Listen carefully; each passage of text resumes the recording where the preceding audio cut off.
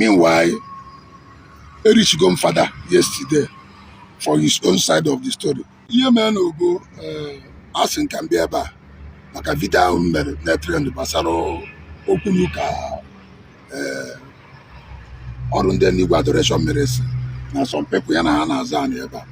So ihe njibi ebe a bụ maka few things. Number one bụ o nwere some comment ndị ọrụ ndị n'igwe Facebook account. O nwere some comment ha bịa na-emeke na my comment section. They are trying to explain things and at the same time to twist some certain things, you know. So one narrative and a church can help you. Some ways it can be able to open up more things. Meanwhile, Rev Fada yesterday for his own side of the story. Let I go. I will take them be a shot. See an action money for no idea. Mogame Benga be a money for. For the same young interest. Na me post to give na social media, na me post to give young was interest. But at the same time, ọrụ ndị n'igwe adoration ministry, their Facebook handle, bịakwazị na my comment section, na-emekwazị some claims. Go. Some of the claims ha na-eme bụ na issue ha nwere ebe a bụ na Mojesco na ha akwụghị ụgwọ ana. Na Mojesco funani agara aga ọnụ bịazi ịza ana. Kama I want to clear certain things. N'anya ebe a kịta. N'anya ebe a na. Ifre ebe a rụrụ ya. Ebe a rụrụ this thing kịta bụ ebe Mojesco na-ekwu nyere si Fada 5 million 15 years ago na Fada akwụrụ ya ụgwọ wee ruo taa, even na Fada na-arụgo compensation. Ebe a kịta ifre arụ this thing. Then mgbe bịa ka m gosikwe gị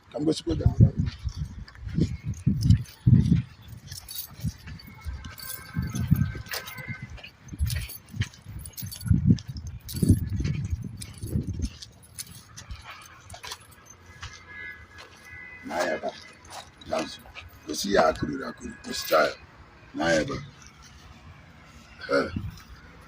ebe nke a bịa closer. Ebe nke a bụ a different people nwe ebe a Sylvester Ude, Amara Nagoba and others. Chinedu Anozodo ọha nwe ebe a. Mojesco nwere anyị ebe a and all the inside. This particular spot belongs to Amara Nagoba and Sylvester Ude. Akụriri nke a bụrụ this portion Mojesco maka onye na-handle that ọrụ ndị n'igwe Facebook account. Ọ ya bịa na-akọwa ọfụma, ịma na-akọwa ofu ma ọ were ofu okwu na-achọ ka twist ndị nke ọzọ.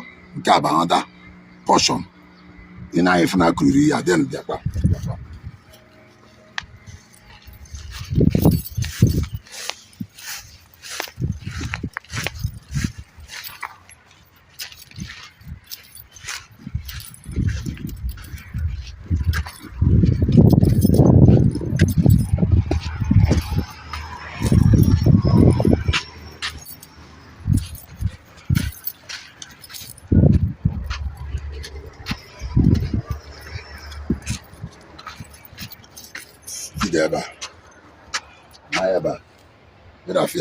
nke a kịta akụrikwere ya akụri.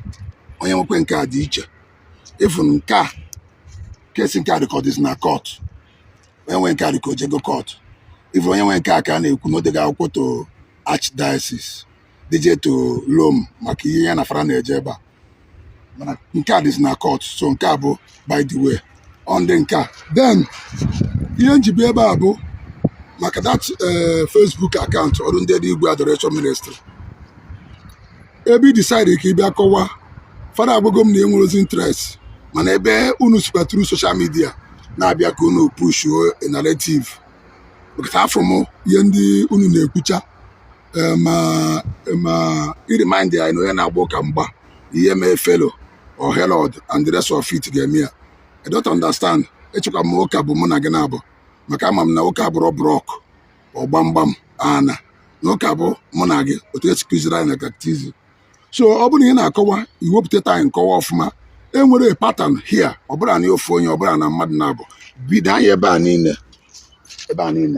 ị na-afịa na anyị ebe a niile ihe a niile bụ ihe akụriri and this is malicious damage if it can be proven identify onye kụrụ ya.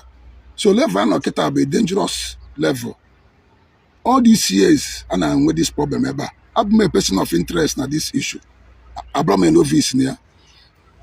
All the time, I make effort to sit here with Father. Kamara boundary, mother even come when and Konya Jongwe. Cameroon latest part. Father has never given audience one word or the other.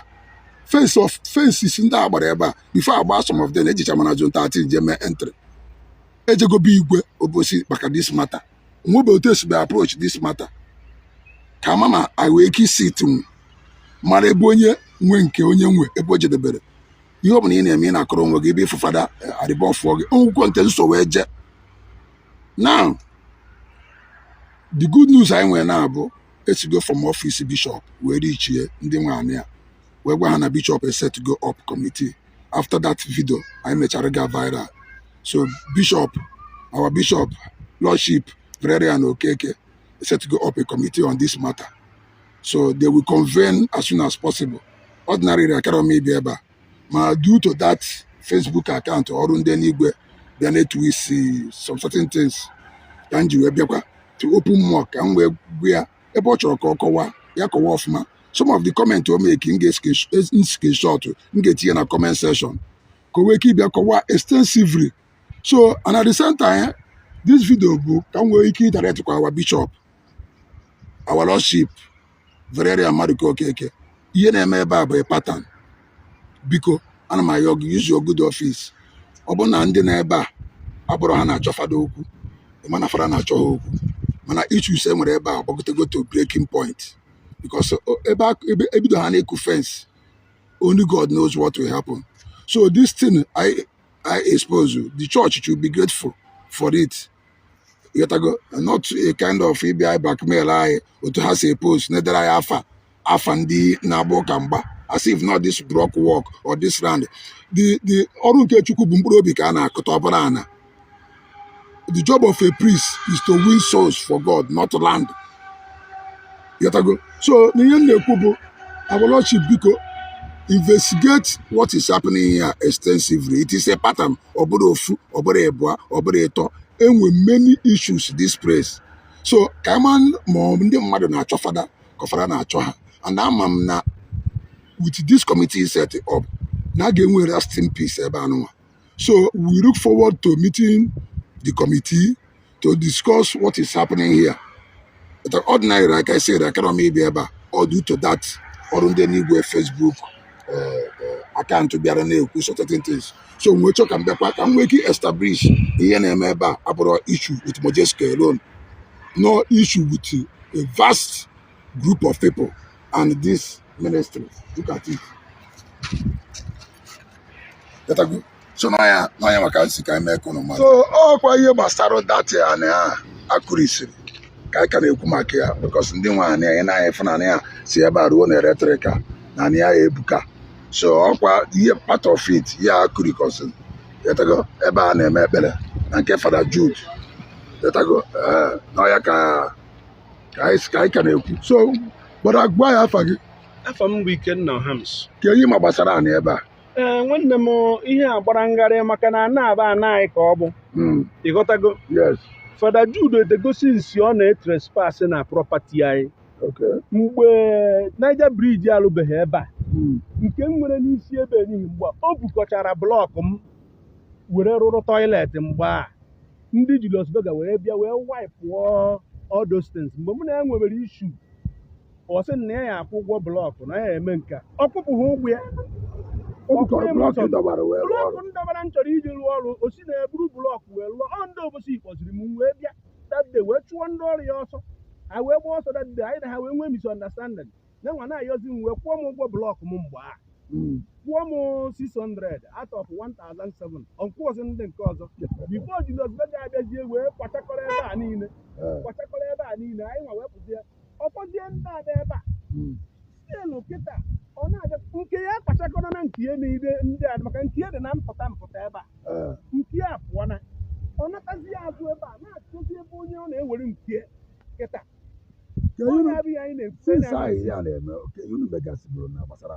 anyị abịago o nwebeghị ebe anyị ejebeghị maka ya mana ihe anyị ji asọpụrụ ya bụ na ọ Fada yi white ịghọtago anyị niile na-eje ofu ihe anyị na-asọpụrụ ya ka ọ ghara ịbụ na ya akparị aha mana anyị afụnanụ na-efe otu ije ruo dameji prọpati dị etu a dameji sie kwurie ya ọ bụrụ na ọsọ nke akpọ anyị ka e nwere ihe anyị na ya na-eje ọ dameji tiere anyị ya kwuru ihe ejere ya ụba 3 million something ọ ihe ikpere onye a damejiri ife a na dameji ya ada ekwuzi ego ndị anyị spendiri anyị ji setụrụ Obosi wee rụọ ọrụ maka otu izuru ndị na Obosi ya akwụ ụgwọ ibuke isi ihe niile a na ya n'iyi ifu na onye a achọghị ofe Rev Fada dị nke a Rev Fada mma akpọ nke a mmadụ akịrị kọwara ya onye bụ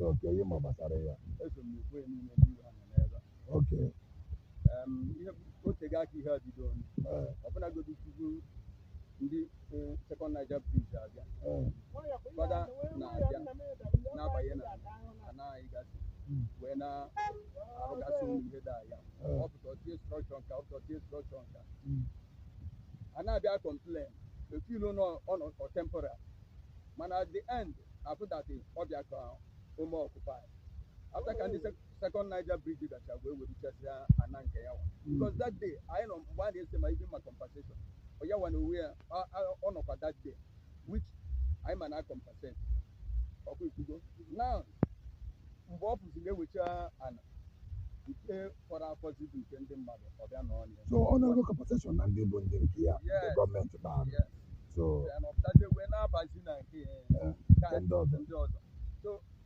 effort niile anyị mere anyị nwee ike ịkwụ ya ọfịa ya ahụ anyị bịa ndị guys ama nkwu anyị mee ya so anyị mechara jee na nke Igwe Obosi wee complain about the same thing Igwe si na ewe another person wetakwa similar case one